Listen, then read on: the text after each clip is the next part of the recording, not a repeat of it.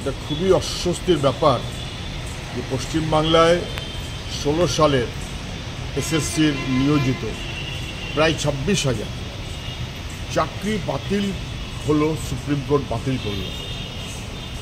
High court এই order দিয়েছিল এবং হাইকোর্ট যা বলেছিল, সুপ্রিম কোর্ট তাকে কার্যত মান্যতা দিয়ে বলল যে এটা এমন ধরনের অপরাধ হয়েছে, দুর্নীতি এত ভয়াবহ এবং গোটা নিয়োগ প্রক্রিয়াকে যেভাবে কলুষিত করা হয়েছে, এটা রিপেয়ার করার মতন কোনো সুযোগ নেই।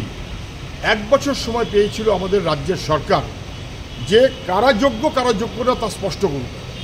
1 বছর লেগে গেল, সরকার যোগ্য অযোগ্য স্পষ্ট করতে পারলো না। কত টাকা খেয়েছে, হাজার হাজার ছেলে মেয়ের জীবন ধ্বংস করছে। কেন? কিছু অযোগ্য অপদার্থ যাদের টাকা নিয়ে চাকরিতে ঢুকিয়েছে রাজ্য সরকার এবং শাসক দল, তাদেরকে রক্ষা করার জন্য যারা যোগ্য তাদেরকে খারিজ করতে হলো। সরকার দাঁড়ালো অযোগ্যদের পাশে, সরকার যোগ্যদের পাশে দাঁড়ালো না, অযোগ্যদের বাতিল করার মনোভাব নিল না। সরকারের অপদার্থতা, তার জন্য এই সমস্ত চাকরি প্রার্থীরা, চাকরিজীবীরা কার্যত তারা বাতিল হয়ে গেল। 3,000, 4,000, 5,000, 6,000 তাদের খারিজ করাটা উচিত ছিল, সরকার করল না বলে আজকে সুপ্রিম কোর্টে আমাদের রাজ্যের মুখ খুলল। শুধু না, আমাদের ছেলে মেয়েগুলো তাদের কী হবে, তাদের টাকা ফেরত দিতে বলেছে, তাদের টাকা ফেরত দিতে বলেছে। যে সরকারের অপদার্থতায় এবং যে সরকারের দুর্নীতির ভয়াবহতায় কার্যত যোগ্য ছেলে মেয়েদের চাকরিও চলে গেল, তাদের কার্যত বার করে দেওয়া হলো। লাথি মেরে এই সরকারকে বাতিল করা উচিত, লাথি মেরে এই সরকারকে বাতিল করা উচিত।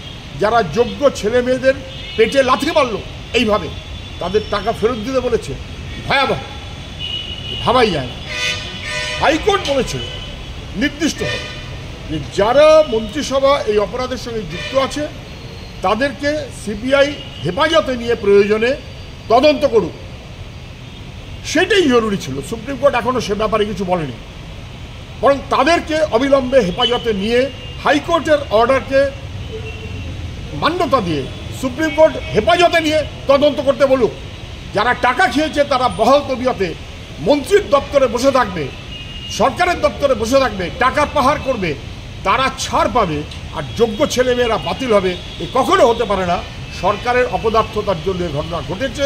অবিলম্বে দ্রুত 3 মাসের মধ্যে নিয়োগ প্রক্রিয়া করতে বলেছে। আমি জানি না রাজ্য সরকার তা পারবে কিনা। একমাত্র কথা হবে এখন, অযোগ্যদের খারিজ করে যারা যোগ্য তাদের চাকরিতে বহাল রাখার বিকল্প কী ব্যবস্থা হবে, সরকার এবং কোর্টকে তা খুঁজে বার করতে হবে। এর কোনো অন্যথা হতে পারে না।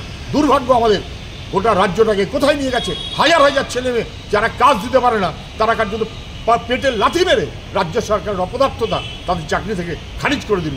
দুর্ভাগ্য।